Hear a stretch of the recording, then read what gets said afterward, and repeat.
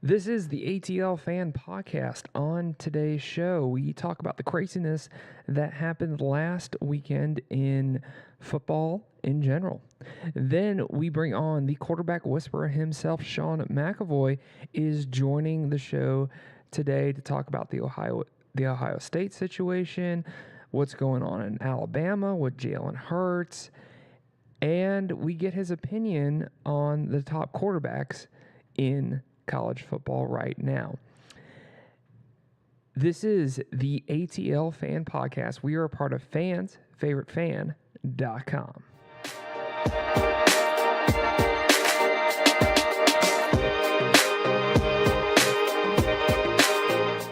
Well, you guys know I do a lot of advertising for Spaces, and this time I'm actually at a new location, still in Midtown Atlanta, but a couple blocks north at Colony Square at Space's newest location that is still under construction, but still the same friendly folks, and they're looking to, they're excited over here to see when it all gets completed, and I have the regional manager here, Jessica Woods, to tell us more about it. Thank you, Alex, for the opportunity to expand on the services that we offer here at Spaces Colony Square. We're currently located in the 400 building of Colony Square in Suite 300.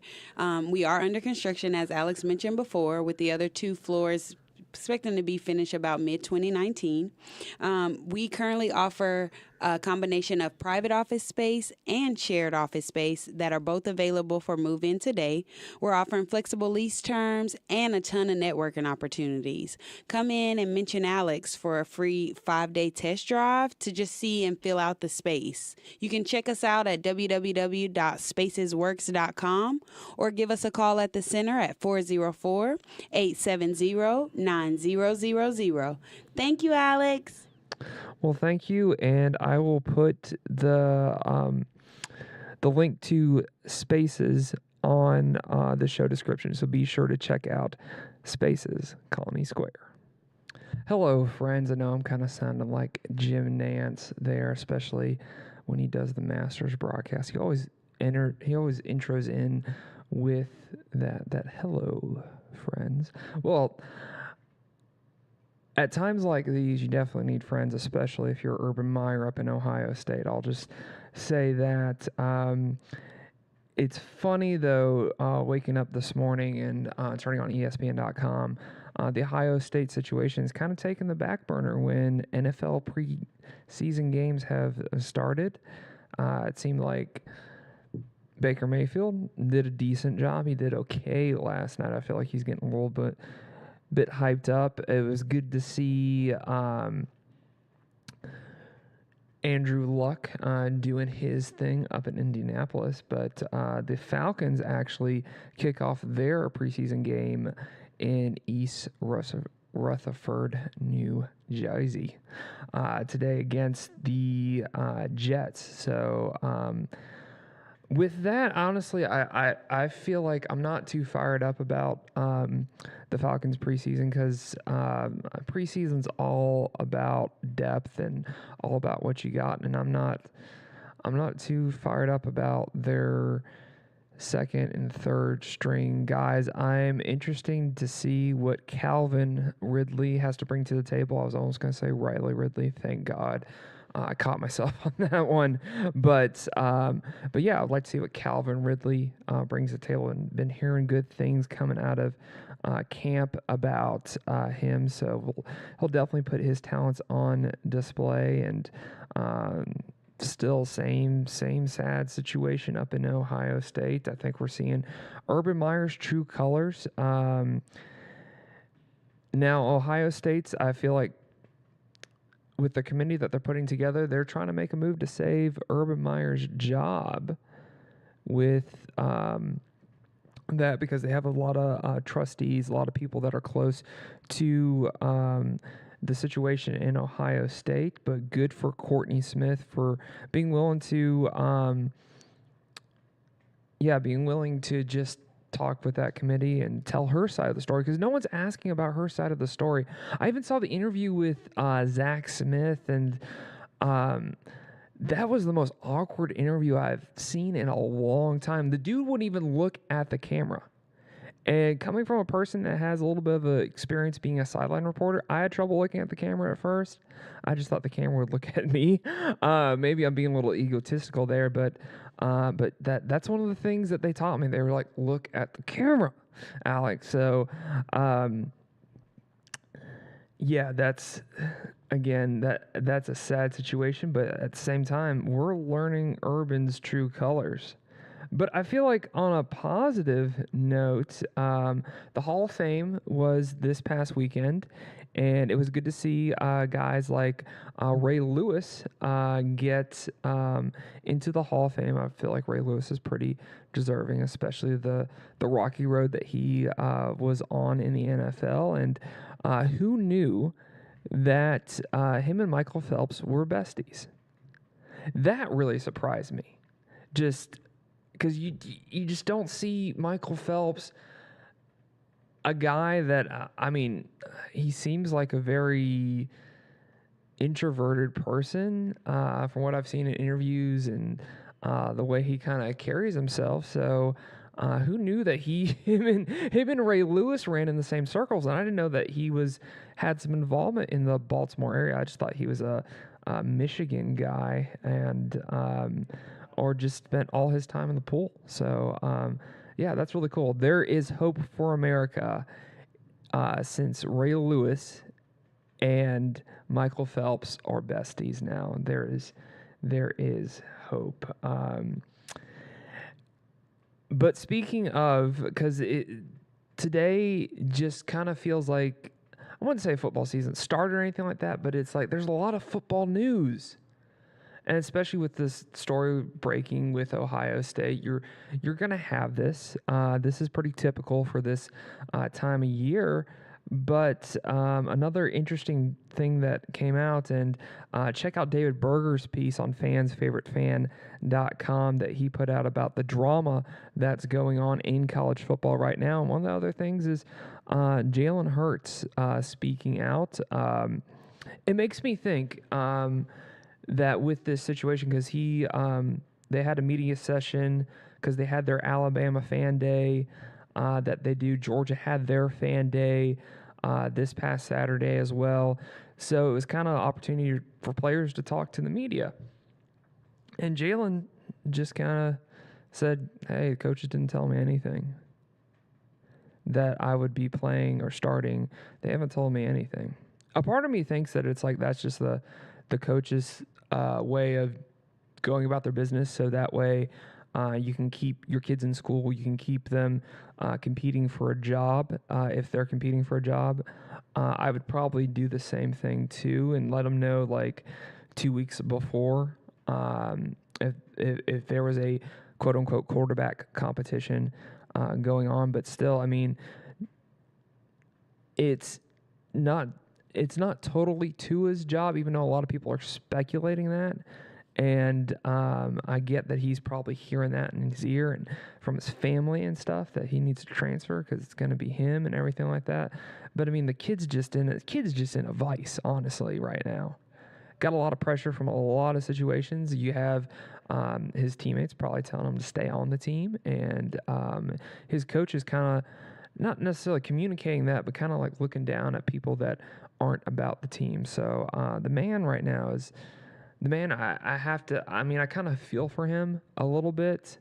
Maybe he should have expressed it in a different way, but I'm for the most part I'm with Jalen Hurts on this situation. I'm a fan of fluid communication, and the Alabama coaching staff hasn't really communicated to him. But we're going to have Sean McEvoy on the show today. He's going to talk more about that situation, giving his opinion about that particular situation. This is the ATL Fan Podcast. We are on fansfavoritefan.com. I'm Alex Berger. We appreciate you joining us wherever you're listening, if it's on Facebook or YouTube or through our Fans Favorite Fan Instagram. Well, we're going to try to put it on Instagram, but if it's our fans' favorite fan Twitter account, definitely check out Twitter account. Twitter account is hot. But we appreciate wherever you're listening, tuning in today to listen to the ATL Fan Podcast. This is Football Friday. I know that we've done mainly just Football Friday recently since we started up the second season. There are more episodes going to come out, but we're going to do, just to let you guys know, is the way we set up the show that we are going to have a name for each show depending on the time, depending on the day of the week. So Friday's always going to be Football Friday. We're always going to talk about football. That is a promise, a guarantee that is in my contract that I had to sign for Fans Favorite Fan to have Football Friday. So, like we'll most likely have, we're trying to work on this, but we're going to have the Aftermath show, which is going to be the beginning of the week show, and it's going to be talking about the aftermath, what happened in college football, what happened during the weekend, because you're either high as heck if your team won on Saturday or Sunday, or you're low as low if your team lost this past weekend. So that's why we're calling it the Aftermath Show. Stay tuned. Those shows are going to be coming out. We're going to have more shows coming out. Also, too, if you like the ATL Fan Podcast, be sure to put that in the comment section. And, hey, if you want to help donate to the show and help fund this show, definitely would appreciate that. So, like I said, we are with fansfavoritefan.com, so be sure to check out Fans Favorite Fan. If you're a real fan, you're definitely going. Now we're going to welcome back on the show the quarterback whisperer himself. I know you guys absolutely love Sean McEvoy. We had a great conversation with him. Just talking ball. It's good to just talk ball, talk quarterback stuff, talk ball placement, and all that other fun stuff that we like to talk about when Sean comes on. But just to let you guys know, too, at the end of our conversation, we kind of botch it a little bit with talking about the Peach Bowl, because we look back on fond Peach Bowl memories that Sean had about the Chick-fil-A Peach Bowl. Here's my conversation with Sean McEvoy. Now we just want to bring on to the ATL Fan Podcast one of your guys' favorite quarterback private trainers, the quarterback whisperer himself, Mr. Sean McEvoy. Sean, how are you doing today, man? Hey, Alex. I'm doing great, dude. Good talking to you. Good talking to you, too. And I know we talked about this before, but for our new listeners, I'm pretty sure since I just called you the quarterback whisperer that you wouldn't mind if you looked like Robert Redford when you got to 60 or 70. Am I right about that? Of course not, man. He'd be a good one to model after. I'd be lucky to still look that good at that age. Well, I mean, you still look pretty young right now, though. I do definitely have a few years on Robert Redford, but man, when what is he, like 80, and can still pull off like he did in the natural, man. So he's doing all right. Well, I think you could probably still pass for like 25 or maybe 30 around there. I'll take it. They'll probably let you in the clubs if you go to the right club. You know what I mean? There you go. I hear you, man. So, but yeah. Football season is almost upon us, and we're about to get into preseason games. You have the Falcons preseason game tonight, and then it's like a lot of the high schools are about to do scrimmages, and I know that you're involved with Buford High School. So just tell me what's going on up at Buford. Yeah, it's been a great couple weeks of practice. Obviously, in Georgia High School, you have 5 days of acclimation. Getting used to the heat, and then you can start putting the pads on. And so we're excited, this week. A couple high schools have games tonight, and then most of them either tomorrow night or Saturday kind of kick off their first scrimmage. So the first time since the spring where you get to go, play a game against another team. And so far so good. We've had a really good couple weeks of practice, and and excited because our first game is just next weekend in the Corky Kell. So oh, wow. It feels like it sneaks up on you quickly, and but we're ready to roll. Sounds good.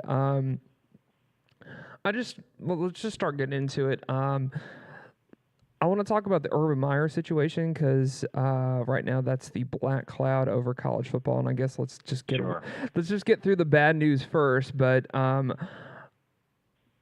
I know all the technicality stuff has already been talked about, and if you want to hear about that stuff, I know you can go to ESPN or some other place. But we want to try to give a different perspective here on the ATL Fan Podcast, and I just want to know, as an assistant coach, what's kind of your mindset? Like, if you're currently an assistant coach at Ohio State, what's the mindset? Because I'm pretty sure you're in crisis management mode and also trying to prepare your guys to get ready for a season.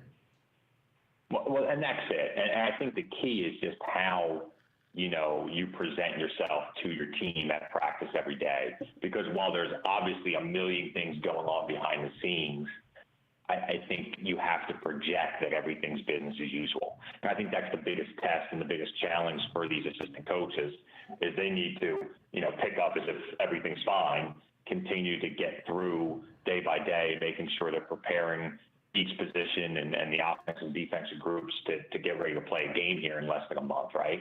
Mm-hmm. And they have to attack it as if nothing is happening off the field.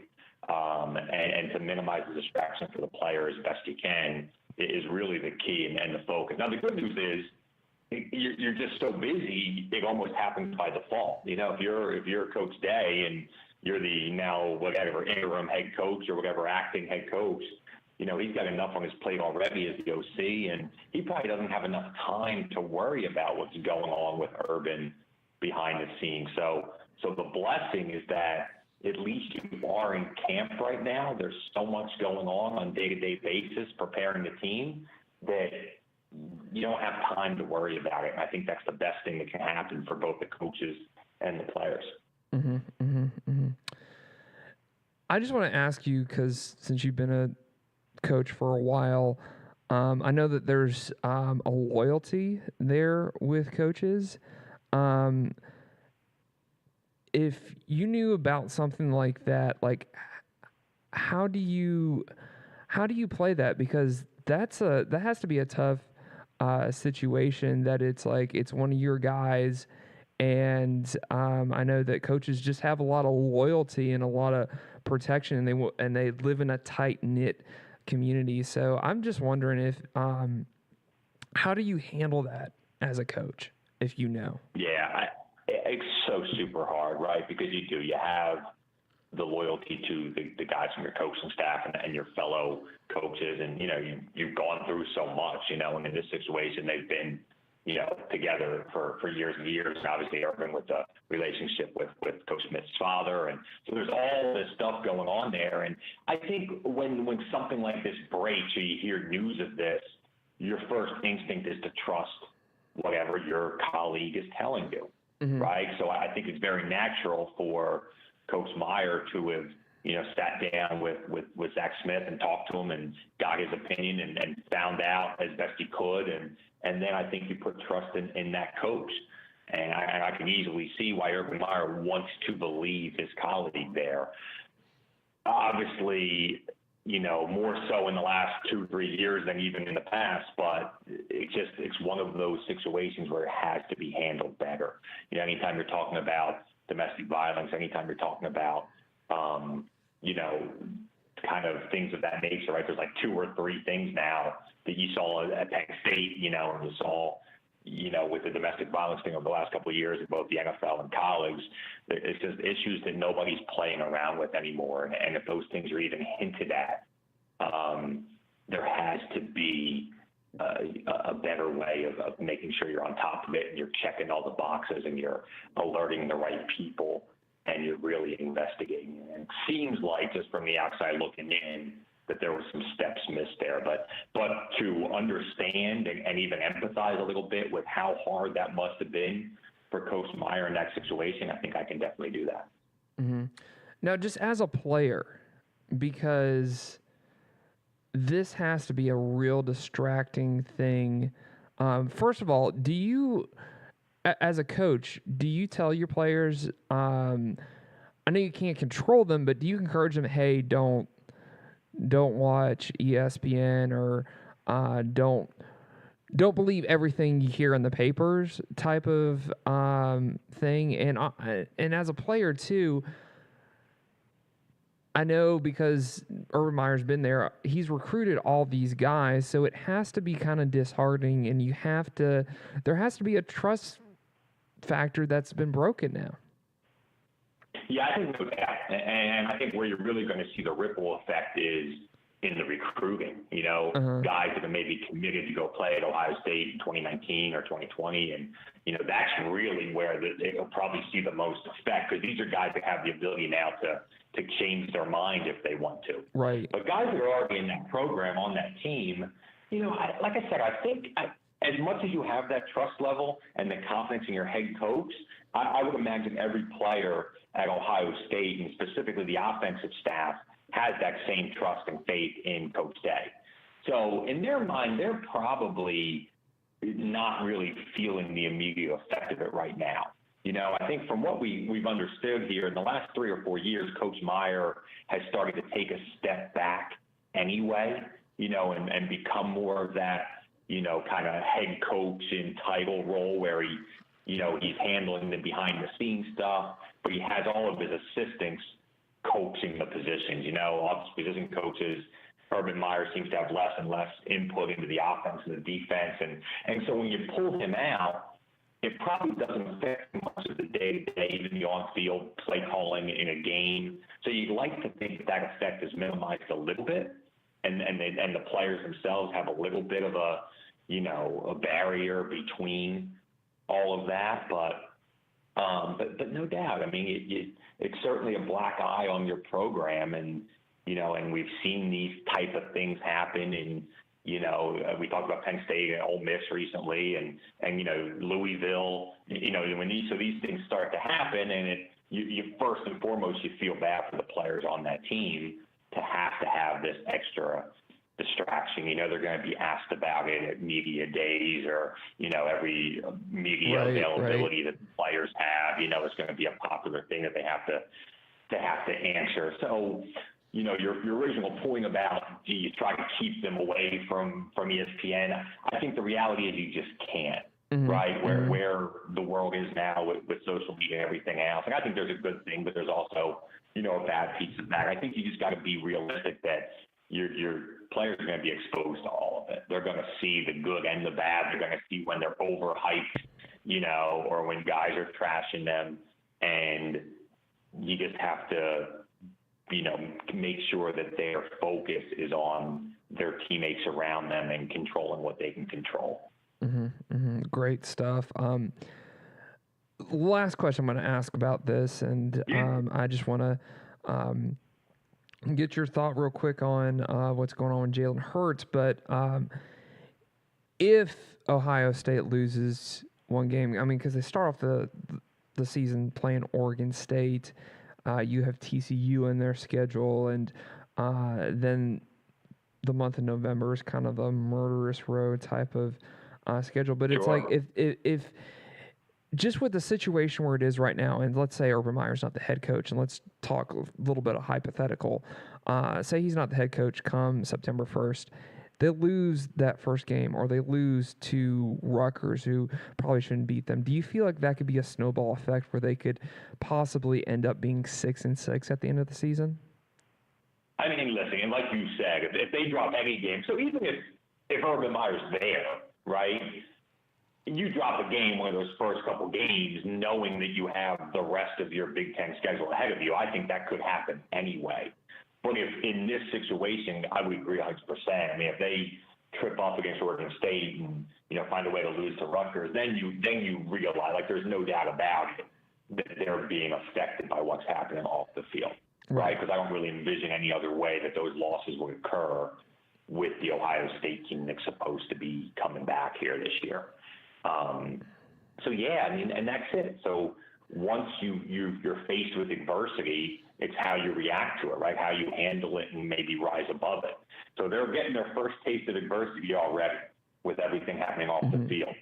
But, then you lose a game or you're in a battle and the things don't work out, and there's that, that second knock, and great teams can push through and overcome it, and other teams, it starts to get ugly, and guys start battling against each other, or maybe some players start kind of quitting on their teammates, things of that nature. So it'll be interesting if they face something like that, to see how it goes. But there's just something about, like I said, I'm a big fan of Coach Day and that Ohio State coaching staff under Coach Meyer.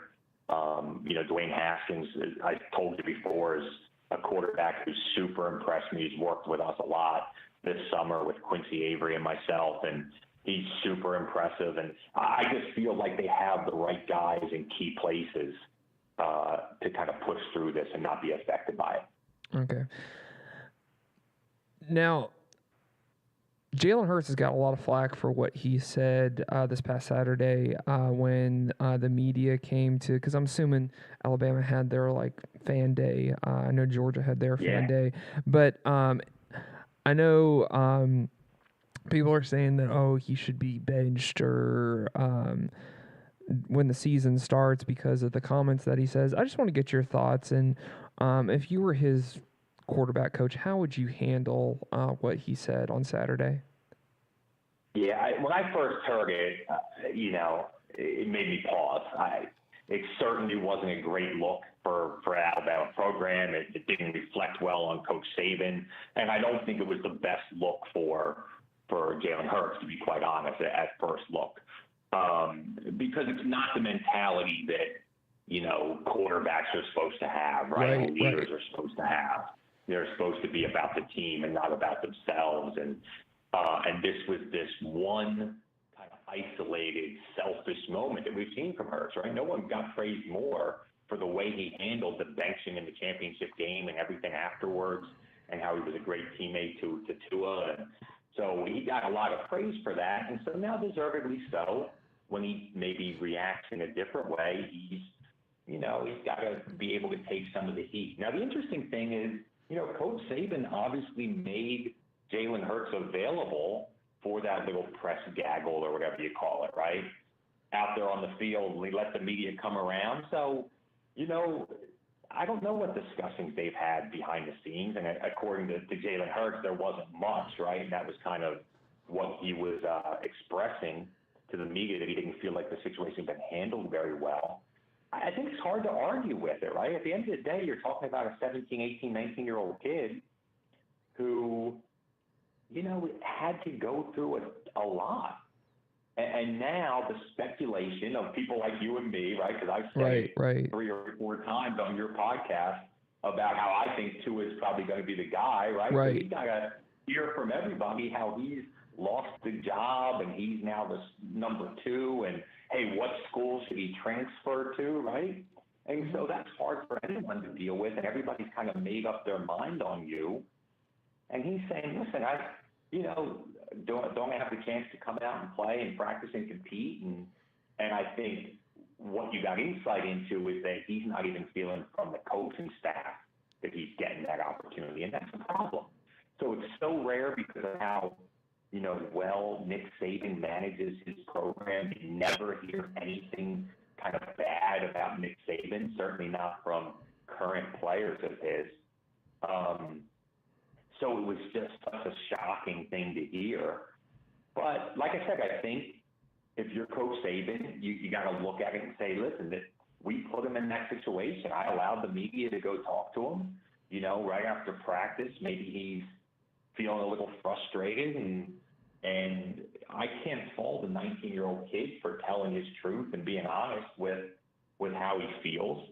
I don't think he did anything that was destructive. I don't think he said anything that was, negative towards Tua or any of the other quarterbacks in the program. I don't think he said anything that, belittled the coaching staff or, made it sound like the coaches aren't good. He was just expressing what he felt.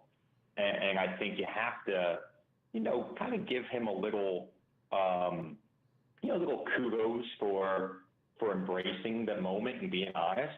And I think it's something that, as a staff and within the quarterback room, they can certainly work through.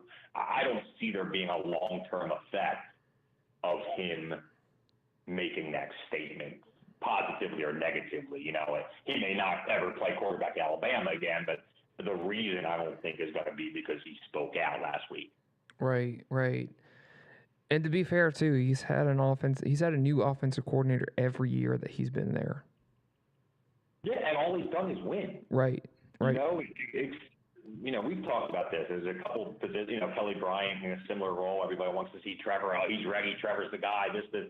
Like, man, all those other guys have done is win almost every single game they've played. Right.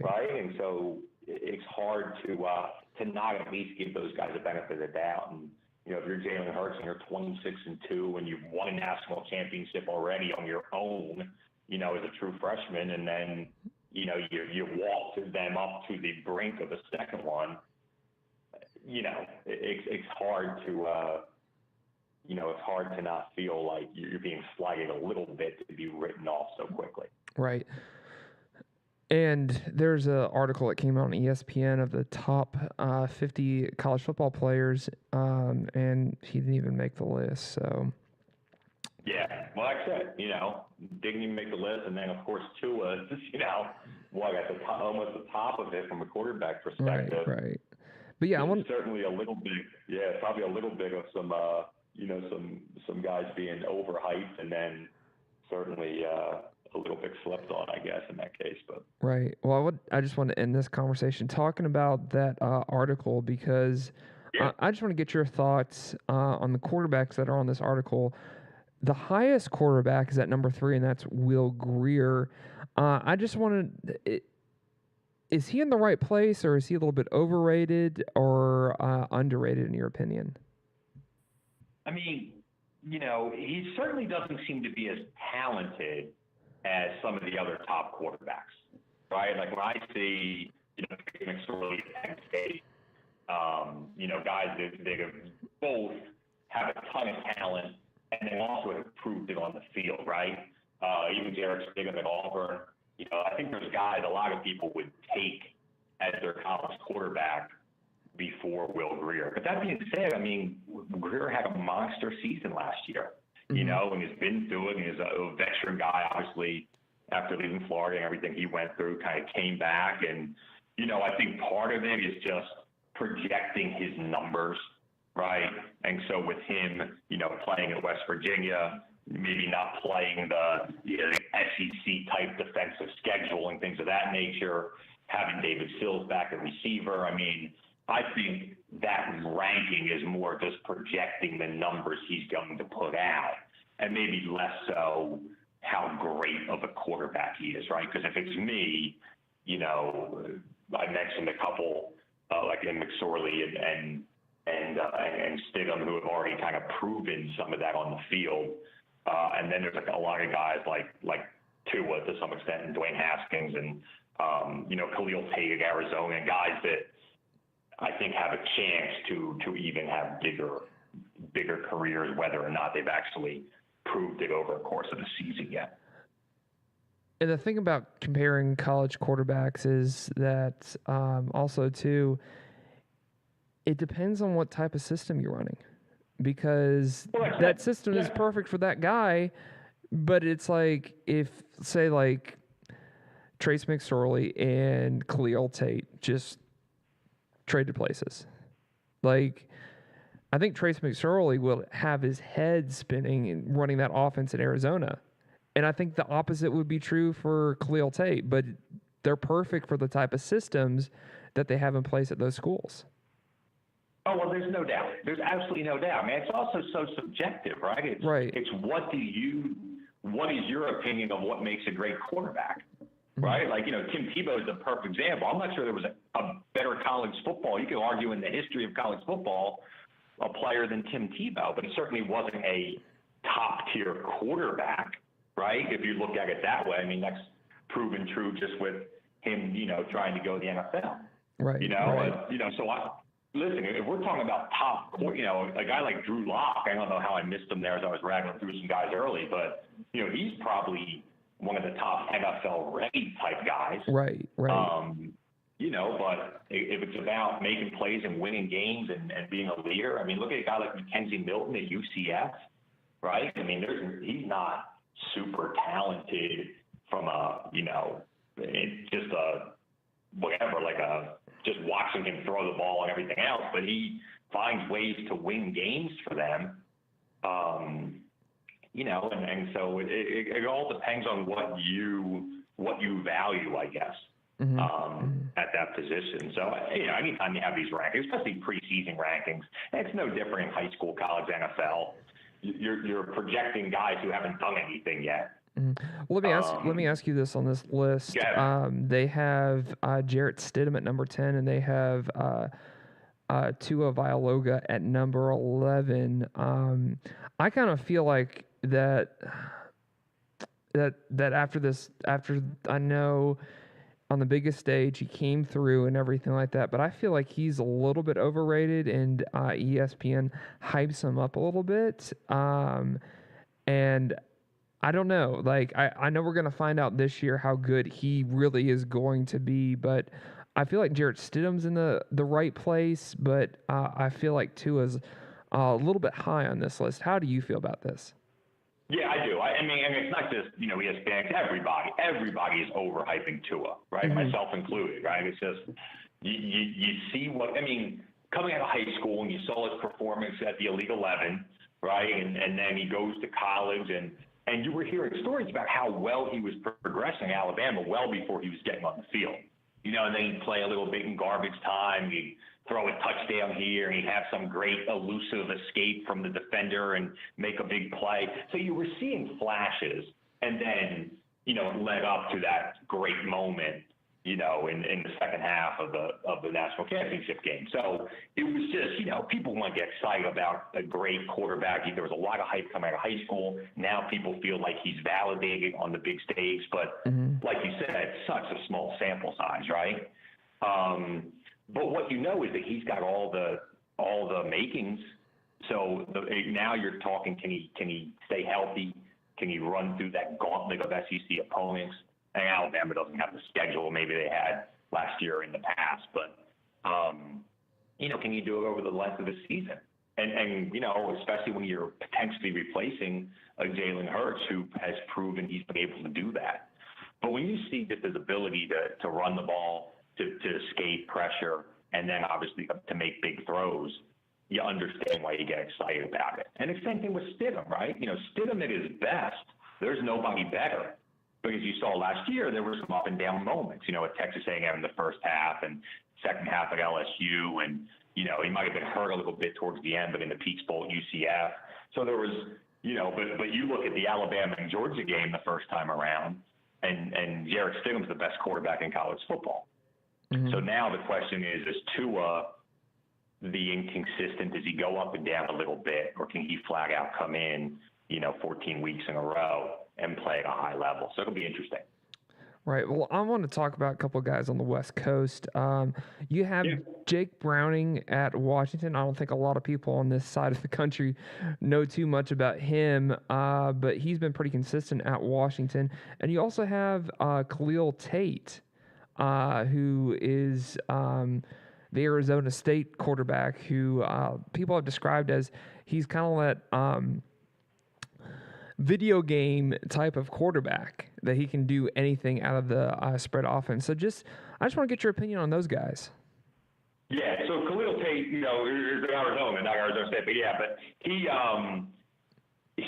came out of nowhere last year because he just started to rack up like 300-yard rushing games, right? And all of a sudden he was getting some of the Heisman mix there because of how great he was with his feet.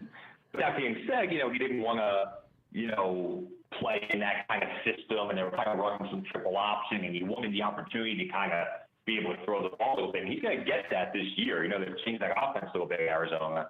So here's his opportunity now to really show that he's a true dual threat and can throw the ball as well as he can run the ball.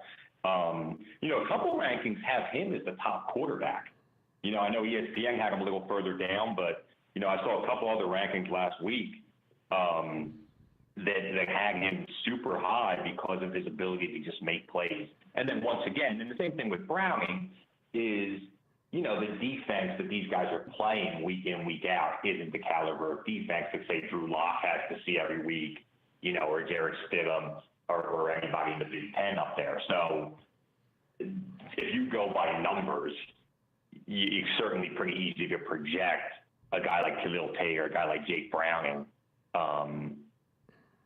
really, really being able to put up some big numbers. So I think the key is see how those guys do against tough opponents. Like with Browning, you're going to see it right off the bat as Washington plays Auburn there and, right in Atlanta in that Chick-fil-A kickoff game.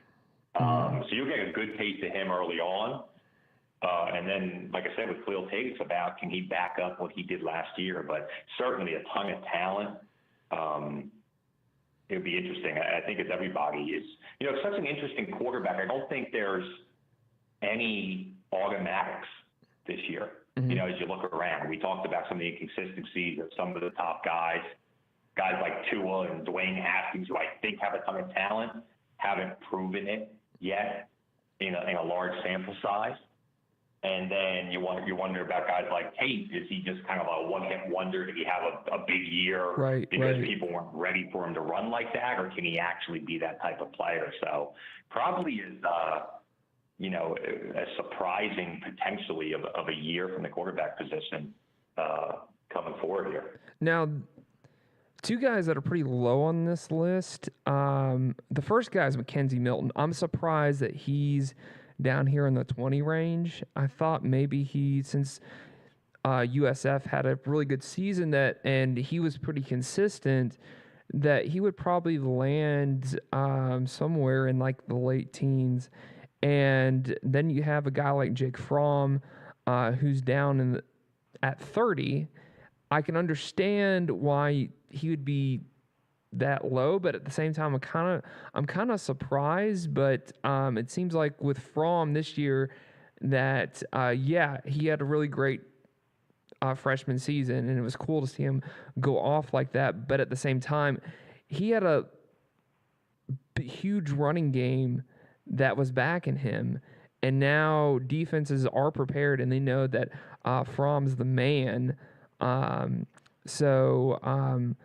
just want to see what's your thoughts and opinions on that? Jake Fromm's a guy I like a ton, and it's just a mistake that I hadn't mentioned him by name earlier, but he I was surprised by how low he's ranked, and I get it that maybe you could say, well, he wasn't asked to do a lot of things early on, and maybe in the one moment where they needed him that first time around against Auburn, he didn't play his best game. But at the same time, he was a true freshman. Well, I no doubt about it. And like I said, I think that's very easy to find things to pick, but you can't pick and choose. It doesn't work that way. I think Jake Fromm showed everybody everything we needed to see in that college semifinal game, against Oklahoma. There's a game where he had to he had to go out and score 55 or they weren't going to win it. And he showed you that in that type of a game, he absolutely can be that quarterback, and that's something I'd argue you haven't seen from Stidham. You haven't seen from Tua, obviously, yet. And you certainly didn't see it from, some of those other top quarterbacks, maybe save Trace McSorley, who had to do a very similar thing, the year prior in that shootout Rose Bowl that he was in, right? So I think that's a true test is it's great to be a run-oriented team and make crucial throws on third down when you have to, but you better have a quarterback who, if he's got to throw it 40 times a game, to win, you'd like to have a guy that can do that as well. So that game left me thinking even more highly of Jake Fromm than I think I did during the year. And like you said, now going into a second year with just even a better understanding of the offense, better timing with his receivers. I think I like it, to be honest with you, if you're comparing, he's like a top 10 guy for me. And he's probably in that top 2 or 3 at quarterback-wise of guys I really like. I think Tua maybe has a potential to be that guy, but hasn't proven it. So for a guy who's gone through the year, Jake Fromm to me is a guy that, I think, it's funny. I think that the closest comparison is Stidham in that they, kind of run first teams, have to make plays in the pocket, can move a little bit when they need to. But I just thought over the course of the year consistently, I thought Jake Fromm was probably a little better than Jarrett Stidham was last year. So it'll be interesting to see this year with Jarrett projected to be, such a top guy, obviously potentially going to the draft next year. And I think that's part of the ranking too, is knowing that Fromm's got a couple of years to develop, maybe getting slagged that way. And then Mackenzie Milton, I almost flipped completely because I was not impressed with Mackenzie Milton really at any point last year. He put up ridiculous numbers, right? So he I think, was like the top 5 in the league in touchdown passes. And, even though he didn't have a solid yards per attempt. What's that? Even though he didn't have a solid Peach Bowl? Who, Milton? Yeah. That's what I mean. You said he did have a solid or he did not? Did. Yeah, see, I would almost argue that, if you watch that first half, the funny thing about that game was UCF had a lead at halftime, even though Mackenzie Milton was 2 of 19 throwing the ball. Mm-hmm. You remember that game was a really weird stat line. Now, to be fair, Mackenzie came out in the second half and played well down the stretch. But early on, he was kind of keeping the game alive with his feet. And made a couple of good runs on third down to keep the chains moving. And which, I give a lot of credit for that. I think that's part of being a dual threat is being able to, to make play. Maybe if you're not throwing well, to be able to find another way to do it. But so the second half was probably his moment, right? It was probably the best he played against a really good defensive opponent. But overall, he's not a guy that jumped out at me as being super impressive throughout the year. Now I'm hoping he goes out there again and proves me wrong. And obviously his numbers are going to be gaudy again because of the competition they play week in, week out. So there's no reason for him not to put up a ton of yards, a ton of touchdowns, things of that nature. It's always going to be hard to judge those quarterbacks that play at that lower Division I level because they just don't have the competition week in, week out, save for maybe the one tough bowl game, or the one game against FAU or whatever the case may be where they have to really get a good opponent. But 9 games on that schedule, they should win by 50. So. Mm-hmm. Well, I just want to address for those who are listening. When I talk with Sean, sometimes we just kind of go off the handle. I don't really do a lot of pre-planning with Sean because I know that me and him can just have these spontaneous conversations. And I guess this is the difference between a podcast and a major broadcast and everything. So I just remember about the Peach Bowl that it was that it seemed like UCF was moving the ball, but that was such a long time ago. And also too, well, you're right. I was going to say, I'm glad you prefaced it with the lack of planning before we do this. So, and that's always going to be my excuse for when I name the wrong coach's name or say that a player plays like a different team than he actually plays for. Right, that's right. my excuse, man. No, absolutely. Well, you saved me there with the Arizona remark, and when I accidentally said Arizona State, because hey guys, I'm a East Coast guy. I only pay attention to teams that are in the East Coast and in the Southeast. So you can sue me if you don't like that, but there you go. Right. So, but yeah, just real quick to end this conversation. I know. Even though this is a little bit pre-recorded, since we're being honest here, we're not really recording on a Friday. We're actually recording on a Thursday, even though it's Football Friday. But I know the Falcons are playing the Jets up in New York. So I just want to know, what do you think Matt Ryan needs to work on? And do you think we'll ever see Schaub make that next move in the NFL, or is he forever deemed a backup quarterback in the NFL?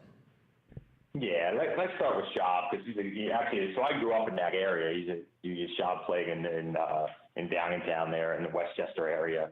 So he's a local guy in Pennsylvania. for me. So I knew Schaub from high school going on, and followed his career pretty closely a bunch of different places. But I think he's found his role, and that's not a knock on him. Mm-hmm. I think the reason that he's always has a place and always has a job is because he understands the offense really, really well, is a great teammate, can make plays, and if Matt Ryan were to go down, he had to play a game or two or some relief, he's going to play at a high level. But I think at this point, if he was ever going to take that next step, and he had an opportunity, if you remember, in Houston, right, where he was the guy there for close to a whole season there with the Texans. But, I just don't think, the opportunity for him to play and be the starter is really left in his future. But like I said, not a knock on him. He's always going to have a job, and he'll be a guy who's, making millions of dollars as a backup quarterback for 6 or 8 more years if he wants to. But you feel pretty good about it. I know when Atlanta brought him in, they said, we don't really project him to be our guy, but if Matt Ryan were to get hurt, we feel like we can still win a lot of football games. And having a guy like that, as you've seen around the league, is pretty much invaluable to have a guy who can pick up and win games. As far as Matt Ryan, I think he's just getting back, to where they were 2 years ago offensively. And we had talked about this previously. Now he's got a second year kind of in this, new post Kyle Shanahan, offense, right? So he's getting another chance to come back with a full off season, continuing to work with his receivers, getting the timing down.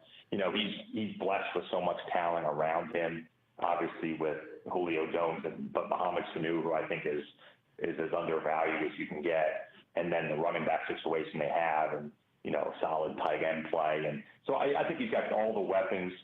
I would imagine that he's going to come back and really be more back to that 2016 form this year. I think Atlanta's got a shot to do some really big things, so I'm excited for it. I assume Matt Ryan won't play tonight in the first preseason game, but it'll be interesting to see Schaub and to see some of those younger guys, and I think there's going to be a lot to look forward to as an Atlanta fan.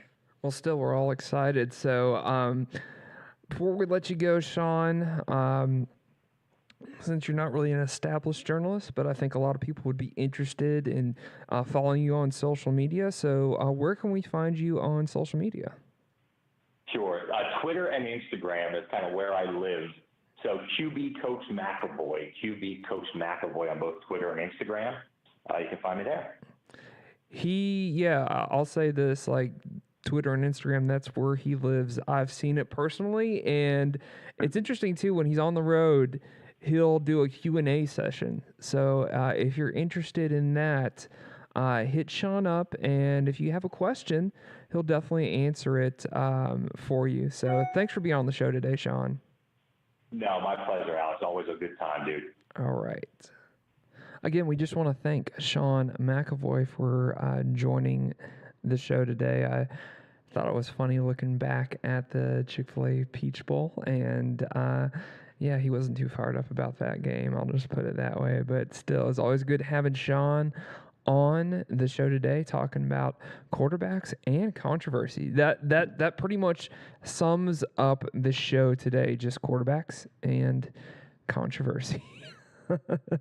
Good luck to the Atlanta Falcons for kicking off their preseason game against the Jets. I heard once you're a Jet for life and all the way. Whatever West Side Story talked about. But good luck. Good luck to the Falcons. Dan Quinn in I think the third year of Brotherhood, it's the fourth year. Yeah, fourth year of Brotherhood. I might be wrong about that. Anyways, if I am wrong about that, put a link. Why did I say link? But put a comment in the comment section if I was wrong about Dan Quinn and his tenure of Brotherhood here in the city of Atlanta. But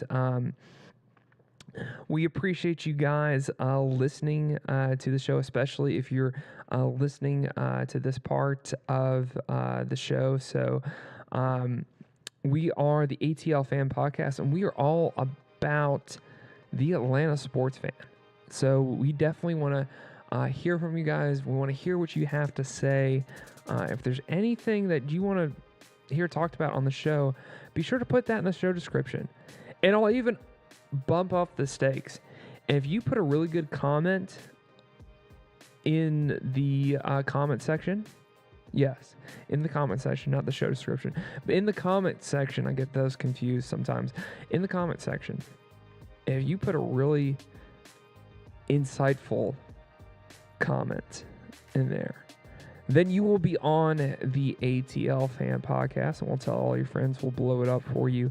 We'll promote it like heck. But if you put a really good comment in there, you might just be on the show. So hopefully that's a little bit of incentive for you guys. But wherever you see the ATL Fan Podcast, because we are on multiple platforms, we are streaming on all fans' favorite fan social media networks. So be sure to hit that like button. Be sure to check out the show. It's easily accessed through fans' favorite fan social media, except Instagram. We're trying to work on that, but yeah, definitely check out the show. We are on podbeam.com, and soon we're going to be everywhere where you can find podcasts. So we're looking forward to that here at Fans Favorite Fan.